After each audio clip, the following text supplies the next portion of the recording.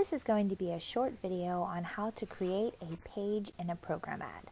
The first thing that you need to do is open your Microsoft Publisher program and then select a page size. I like more blank page sizes because we can pick the size that we want. Down here I've already created a custom page size, 5.5 by 8.5, and I chose this because this is going to be a folded 11 by 8.5.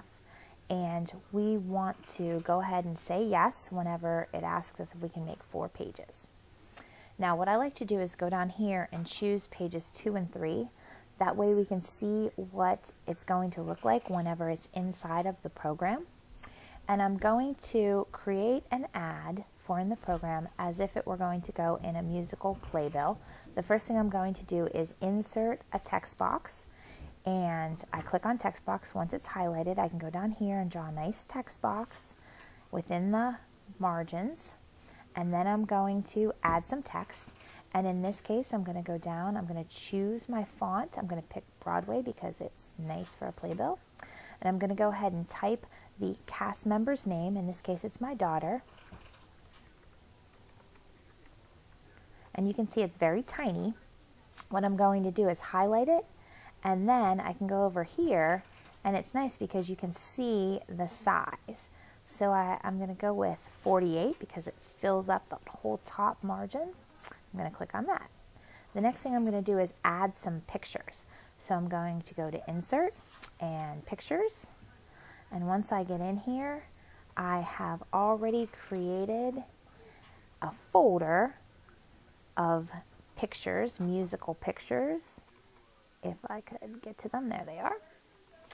And I'm going to choose 3 pictures, one from 6th grade,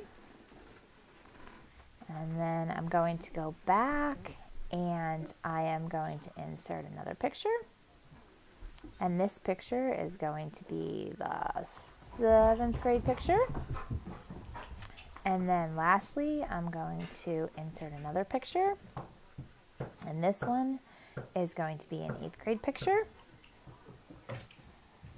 And you can see sometimes they overlap a little bit, and that's okay, because what you can do is you can choose which one. You can also size them if you so desire, and you can choose which one you want to go over top of the other ones. So if I want this one to overlap, I can just right click it and make it be on top. After I've gotten my pictures on there, I'm going to go ahead and insert some information. I'm going to put a year that these were, which grade levels they were. So I'm going to insert word art. I'm going to pick the size I want, the type I want. I'm going to change the size. I'm going to make this is her 6th grade year. Say okay. And I'm going to drag that over and put it on the 6th grade picture. Then I'm going to do the same thing. Insert word art, choose the text, change the size, make it 7th grade, and I'm going to put that down here on the 7th grade picture. And then I'm going to do that one more time for 8th grade.